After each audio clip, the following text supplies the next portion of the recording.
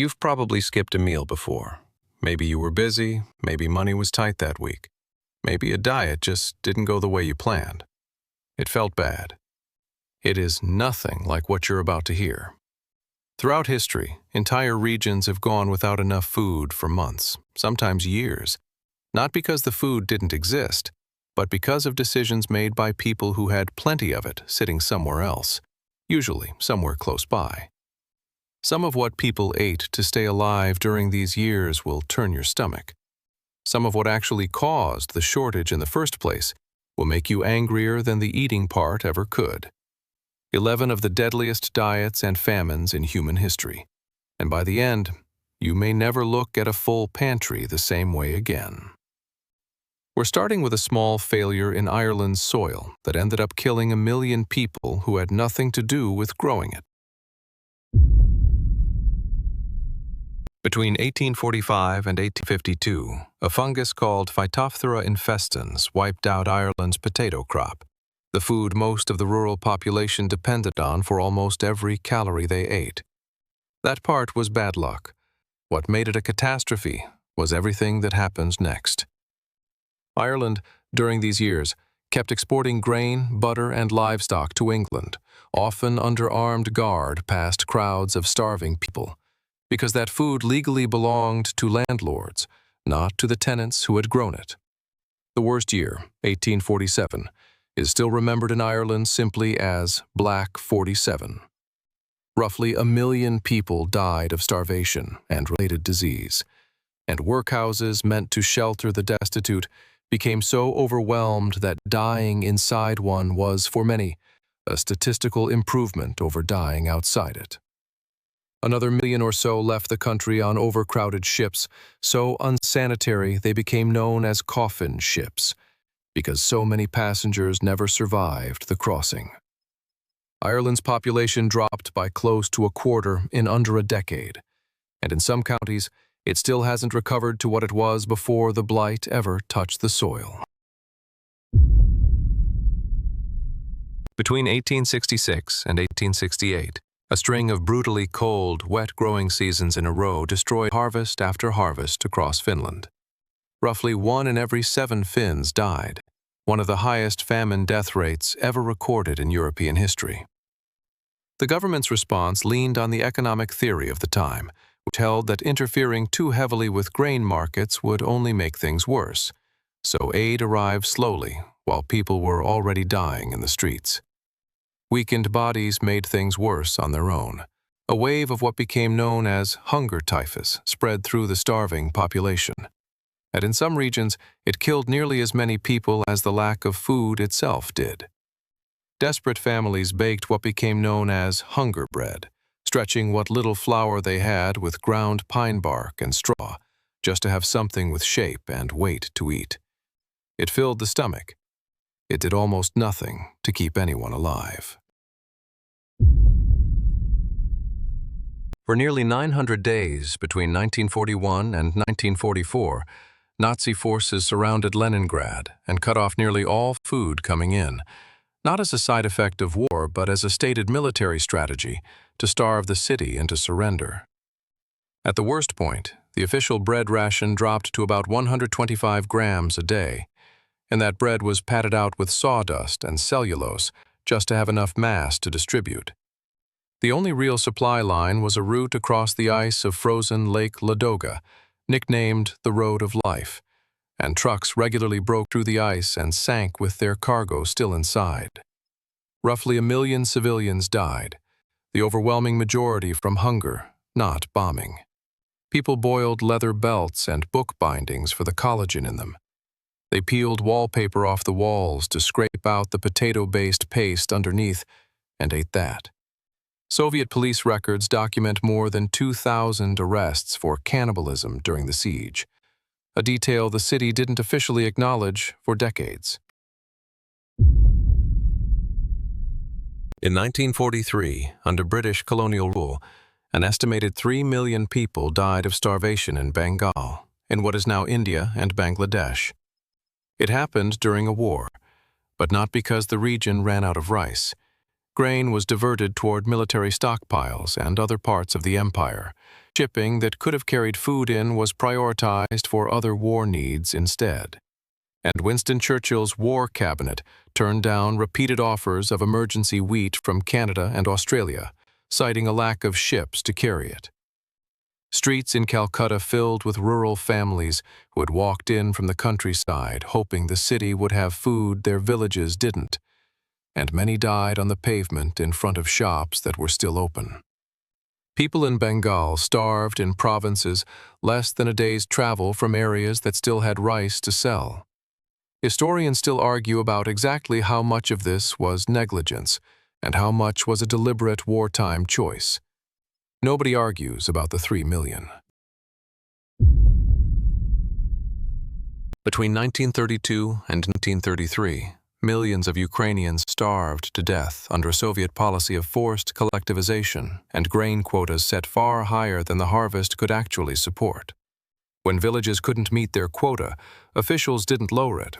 They searched homes for hidden grain and confiscated what they found, including seed meant for next year's planting.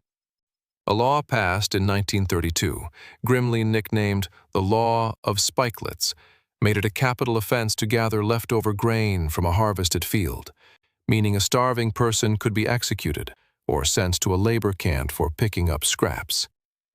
Soviet authorities sealed Ukraine's borders on top of that, preventing starving peasants from traveling to regions that still had food. Estimates of the dead range from 3.5 to 5 million people. Many governments today formally recognize it as a genocide carried out through starvation rather than bullets, which may be the most chilling detail of the entire list. You don't need a weapon if you control who gets to eat. Between 1959 and 1961, China lived through what is now considered the deadliest famine in recorded human history, with estimates of the dead ranging from 15 million to as high as 55 million. It grew out of Mao Zedong's Great Leap Forward, a push to rapidly industrialize the country that pulled millions of farmers off their fields to run backyard steel furnaces instead. Local officials, terrified of reporting failure, competed with each other to report ever more impossible harvest numbers up the chain of command. And the state requisitioned grain based on those fictional totals, leaving villages with less than what they'd actually grown, sometimes with almost nothing at all. A separate campaign to exterminate sparrows for eating grain accidentally wiped out a natural check on locusts, which then swarmed the fields that were still producing anything at all, finishing off crops the requisitions hadn't already claimed. In 1846, a group of 87 American pioneers heading west took a supposed shortcut that was supposed to save them time. It cost them weeks instead, and by the time they reached the Sierra Nevada mountains, an early brutal snowstorm sealed the passes shut behind them. Trapped through the winter with no way out and dwindling supplies, roughly 40 of them died before rescue parties finally reached the survivors in the spring. Some of those survivors had resorted to eating the bodies of companions who'd already died, a detail confirmed by their own diaries and later testimony, not campfire legend. The mountain pass where they got stuck still carries their name on modern maps today. It remains one of the most infamous cautionary tales in American history, all because somebody was in a hurry. Starting in 1315, unrelenting rain and abnormal cold hit northern Europe for years in a row, rotting crops in the fields before they could be harvested and drowning the soil itself. Livestock died in massive numbers from a disease called murrain that spread through the wet conditions, taking out what little backup food supply people had left. Grain prices spiked to several times their normal cost. Chronicles from the period describe England's own King Edward II struggling to find bread for his traveling court, which gives some sense of how far up the food chain the shortage reached. Other accounts describe parents abandoning children they could no longer feed, and while some reports of cannibalism from this era are exaggerated or unverifiable, the documented desperation alone is enough. Europe's population still hadn't fully recovered from this famine when the Black Death arrived a generation later and finished the job. During the Nigerian Civil War between 1967 and 1970, the Nigerian federal government blockaded the breakaway region of Biafra, cutting off food and medical supplies as a deliberate tactic to force surrender. An estimated 1 to 2 million people died, most of them children, many from a severe protein deficiency called kwashiorkor that causes the stomach to swell even as the rest of the body wastes away.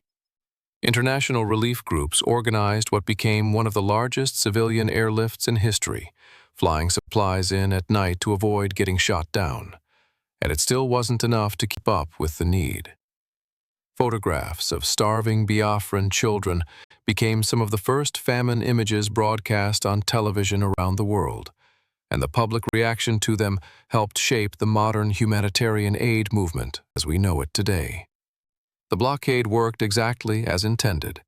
That's what makes it worse, not better. Through the mid to late 1990s, North Korea's centralized farming system collapsed under a combination of lost Soviet aid, severe flooding, and government mismanagement. And the country's public food distribution system simply stopped functioning in large parts of the country. Estimates of the dead range enormously, anywhere from around 240,000 to as high as 3.5 million.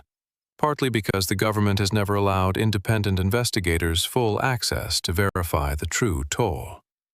Refugee accounts describe boiling grass into soup and stripping the inner bark from pine trees to eat. And a strict inherited social ranking system called songbun meant some families were pushed to the very back of the line for what little food the state did distribute.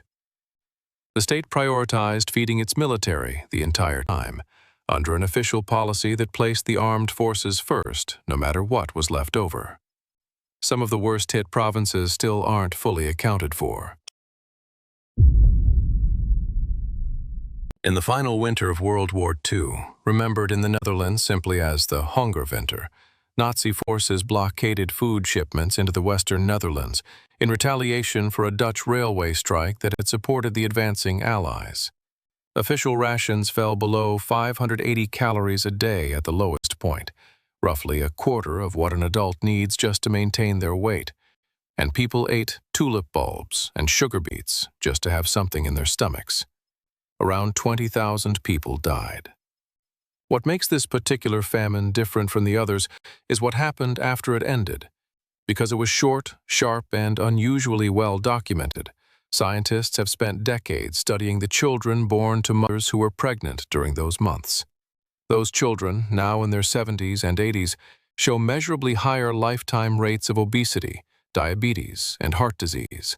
Effects passed down, some studies suggest, even to their own children, who were never within decades of that famine at all. So the next time your stomach growls 20 minutes before dinner, or a diet leaves you a little cranky, remember, somewhere in the last few hundred years, that same feeling was the very best day a whole region had all winter.